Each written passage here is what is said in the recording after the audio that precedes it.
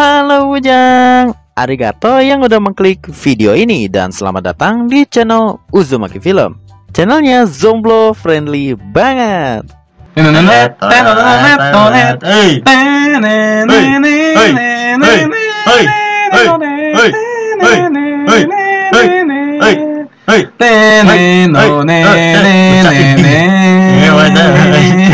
Kali ini Uzumaki Film bakal meringkas anime action isekai gitu, yaitu adalah anime berjudul Goblin Slayer yang dirilis pada tahun 2018. Oke, daripada lama mending kita langsung aja ke alurnya. Tapi sebelum itu, biasalah, jangan lupa jempolnya dulu biar warna biru atau putih, dan pencet warna merah yang bacaannya subrek. Tapi kalau udah warna abu-abu itu udah enak bet dah, swear. Ya udah, kita langsung aja gas ke alurnya.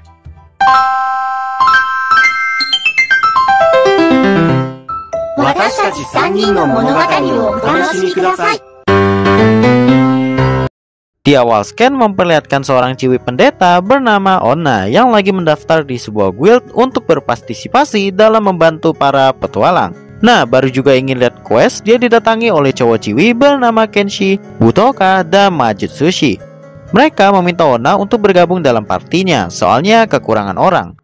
Ditambah Onna ini kan seorang healer atau support gitulah.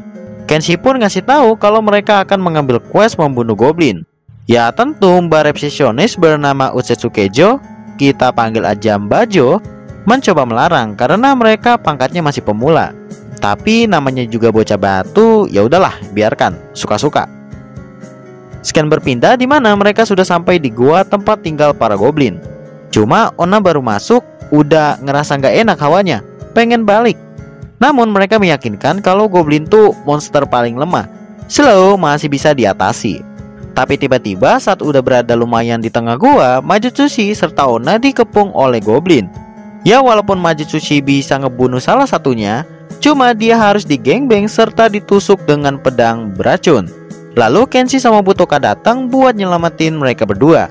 Tapi sayangnya karena Kenshi ini ngebawa pedang panjang terus nyerangnya juga asal-asalan, jadinya dia gampang dijadikan perkedel oleh para goblin. Kemudian Butoka di situ meminta Onna untuk membawa Majutsushi pergi dan dia akan mencoba menahan. Nah, baru juga pemanasan malah datang goblin yang gedenya. Terus Butoka pun terkombo-wombo dan harus menjadi alat ahi-ahi goblin. Setelahnya Onna yang masih jauh buat ke jalan keluar malah terkena panah. Ditambah dua goblin muncul buat mengahi-ahi Majutsushi, padahal lagi sekarat. Sebelum menyerang Onna, dua goblin tadi langsung dibunuh oleh seorang petualang bernama Goblin Slayer. Ya kita panggil aja Budi karena belum dikasih tahu nama aslinya. Lalu Budi memberikan obat penawar racun kepada Onna. Tapi sebenarnya Onna ingin memberikan penawar tersebut kepada Majutsushi, soalnya lebih perlu. Namun Budi mengatakan kalau Majutsushi udah nggak bisa ditolong, racunnya udah nyebar banget. Sehingga daripada menderitakan, jadinya Budi harus memfinishing Majutsushi. Sesudahnya Onna memilih ikut dengan Budi, soalnya ngeri-ngeri. Terus Budi ngasih tahu kalau mereka tadi terpancing jebakan. Walaupun para goblin itu on, tapi rada pinter. Kemudian pas Budi selesai membersihkan, Onna melihat kalau Butoka masih hidup. Ya paling cuma trauma lah. Habis itu Budi gak pakai rasa ampun langsung ngebunuh para bocil-bocil goblin. Soalnya nanti kalau dibiarkan gede bisa berabe urusannya. Setelahnya para ciwi-ciwi yang ditangkap goblin berhasil diselamatkan. Sedangkan di guild Onna kembali ikut si Budi buat ngebunuh goblin lagi. Lanjut. Lalu kita pun flashback pas si Budi masih bocil, dimana dia bersama dengan seorang bocil ciwi bernama Musume. Nah saat Musume ngajak buat pergi ke kota, Budi ini selalu nolak. Emang si Budi dari kecil tuh udah dingin bet kayak Kulbert. Terus kakaknya pun datang buat ngasih pengertian. Scan berpindah ke waktu sekarang. Musume udah gede bajunya dan memperlihatkan Budi yang mengecek di sekitaran rumahnya. Siapa tahu ada bekas jejak kaki goblin. Soalnya kan goblin itu aktif di malam hari. Terus pas berada di guild, Budi selalu digosipin. Soalnya kok bisa orang yang bunuh goblin mulu pangkatnya tuh udah tinggi, padahal monster gampang. Tapi si Budi mah ya slow-slow aja, biarkan aja. Setelahnya Mbajo memberikan quest-quest goblin kepada Budi. Sebenarnya ada 3 quest, cuma satunya lagi udah diambil oleh party pemula. Tentu Onna meminta Budi untuk bantuin mereka, takutnya terjadi hal yang sama kayak dia. Namun si Budi bomat, ngapain juga gitu. Kemudian mereka berdua pergi ke salah satu basecamp goblin. Nah, saat Budi lagi nyerang tipis-tipis pakai panah api, dia ngasih tahu alasan kenapa selalu ngebunuh goblin. Dikarenakan dulu pas musuh Meda pergi ke kota, malamnya terjadi penyerangan di desa oleh para goblin dan membuat keluarga dari Musume serta Budi itu meningsoi. Ya semacam balas dendam lah ceritanya.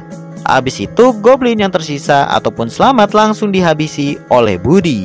Kita kembali ke guild di mana Budi didatangi oleh masing-masing perwakilan ras, yaitu Yunde si elf, Doshi si kurcacit, dan Soryo si lizardman.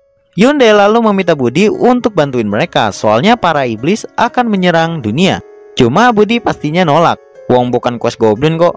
Tapi Soryo memperjelas sebenarnya yang dimaksud Yunde itu adalah goblin-goblin juga, bukan iblis. Jadi pas sudah dikasih tahu ini itu, selak beluknya si Budi langsung cabut sama mereka. Lanjut. Singkatnya, Budi DKK sudah sampai di tempat persembunyian goblin dan berhasil ngebunuh 2 penjaga serta 1 asu. Lalu pas sudah masuk tempat kayak kuil gitu, mereka masuk ke dalam ruangan boker para goblin dan menemukan ada seorang elf yang udah diahi-ahi goblin.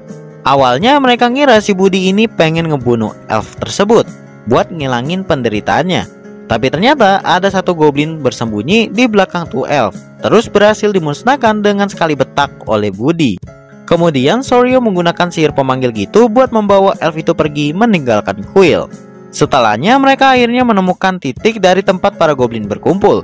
Dengan combo sihir dari Cak Doshi serta Onna membuat goblin-goblin tadi pada tidur.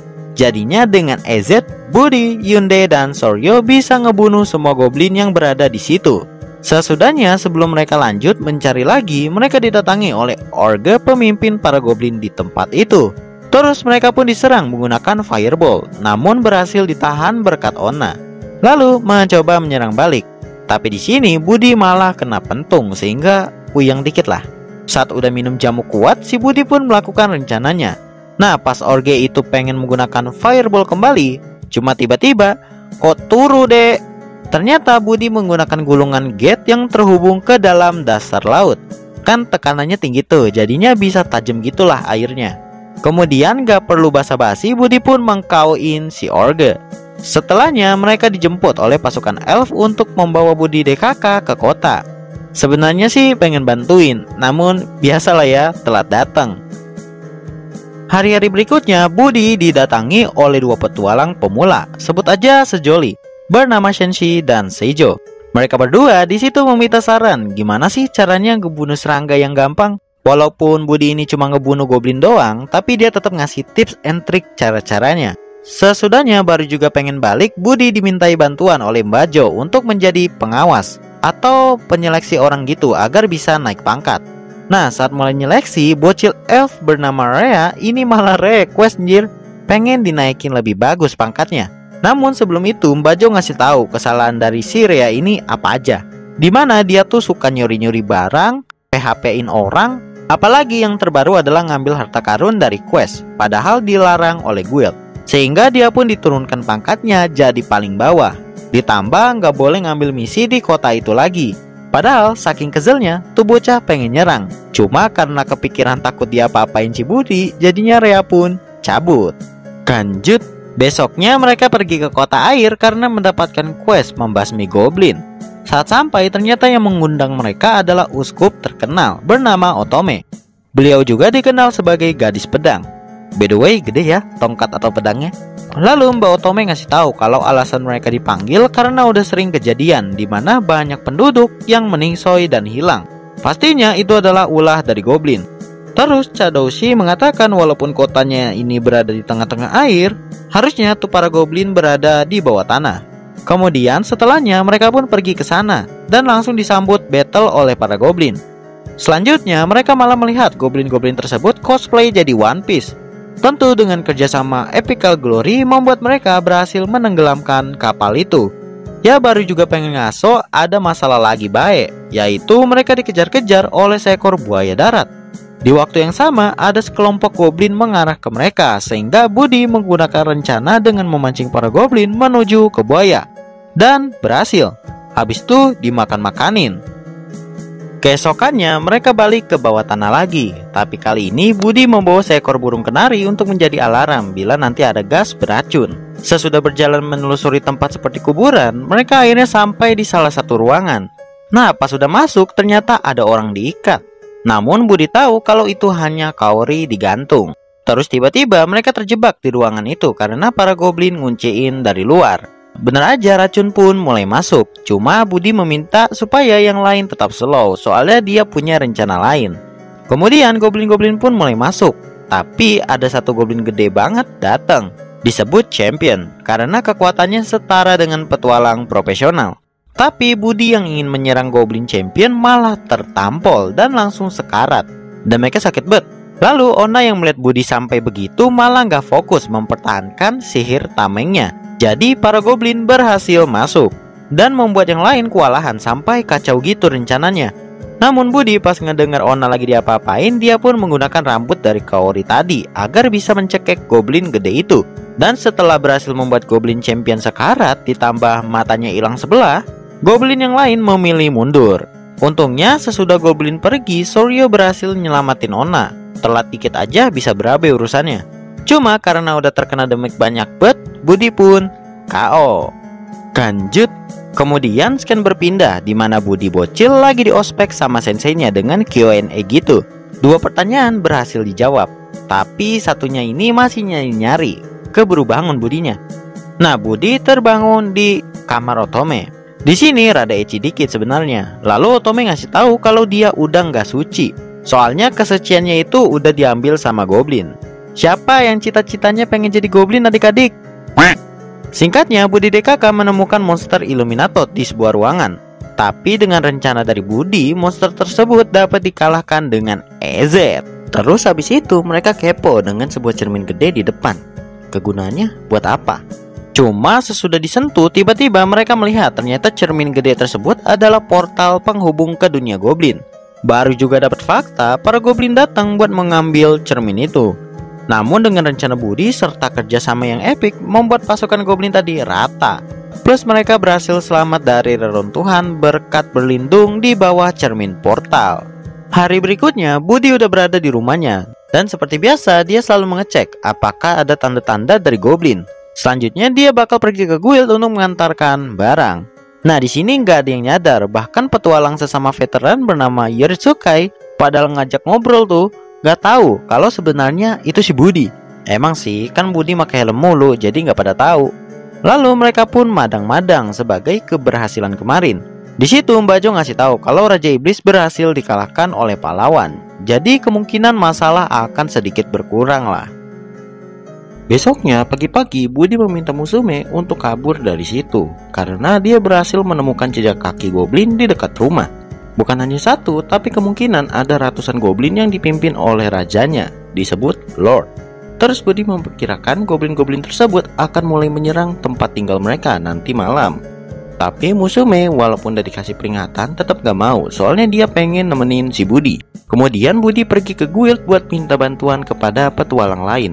Karena kalau dia sendiri lawan goblin di tempat terbuka nggak bisa. Awalnya pada nolak tuh, soalnya harus ada imbalannya. Namun Mbak Jo ngasih tahu quest mendadak dari guild, yaitu nanti setiap ngebunuh satu goblin akan dihadiahkan 1 emas. Nah setelahnya petualang yang lain langsung ikut berpartisipasi untuk membasmi goblin. Malamnya bener aja para goblin mulai menyerang. Kampretnya mereka menggunakan tameng dari para ciwi-ciwi biar membuat Yoritsukai serta yang lain bingung. Tapi berkat sihir Cak Dosi dan Mbak Majo bisa membuat goblin-goblin tidur. Sehingga mereka dengan EZ bisa nyelamatin dan menghabisi sebagian goblin. Sebenarnya keberhasilan mereka didalangi oleh strategi Budi yang paham betul dengan gerak-gerik dari setiap goblin. Tau baik gitu apa baik yang datang. Sesudahnya muncul dah itu para goblin Hope serta champion. Nah kalau ini bakal diurus oleh petualang profesional seperti Yoritsukai DKK. Sementara di sisi lain Budi nyamperin Raja Goblinnya. Di situ terjadi battle bentaran di mana Budi kalah. Cuma sebelum di finishing, Lord terkena stun oleh Onna. Jadi kayak kejepit gitu. Lalu Lord mencoba mempengaruhi pikiran Onna biar kasihan sama dia. Tapi nggak semudah itu Ferguson. Jadinya Lord berhasil dikalahkan Budi. Dan abis itu semua goblin juga bisa dihabisi oleh para petualang. Lalu anime ini ditutup dengan memperlihatkan mereka sedang ngerayain setelah berhasil nyelesain quest-quest goblin. Soalnya pada kayak mendadak cuy. Terus ada momen dimana Ona kepo dengan muka dari Budi tuh kayak gimana sih? Apakah seperti Kakashi Doer di Naruto? Nah pas sudah dibuka pada terkejut dong. Kan mereka belum pada lihat gitu. Katanya sih tampan, cuman kan kita yang nonton belum dikasih lihat ya. Cuma mereka doang yang di situ. Ya udah, nah sampai sini cerita pun selesai. Oke, mungkin segitu dulu untuk alur cerita dari animenya. Kemungkinan untuk anime ini sih yang ku baca-baca udah fix ya bakal ada season 2. Tapi gak tahu kapan. Mungkin bagi kalian yang tahu bisa komen aja di bawah. Oke? Ya udah deh, sampai di sini dulu. Makasih banget bagi kalian yang udah nonton sampai habis. Jangan lupa like kalau kalian suka, kalau nggak suka ya dislike aja nggak apa-apa. Dan subrek channel ini kalau bisa nyalakan loncengnya biar tahu kalau aku upload video baru, plus makin semangat bikin kontennya. Sampai jumpa di next video dan sayonara. Bujang. Tempat dinding jos.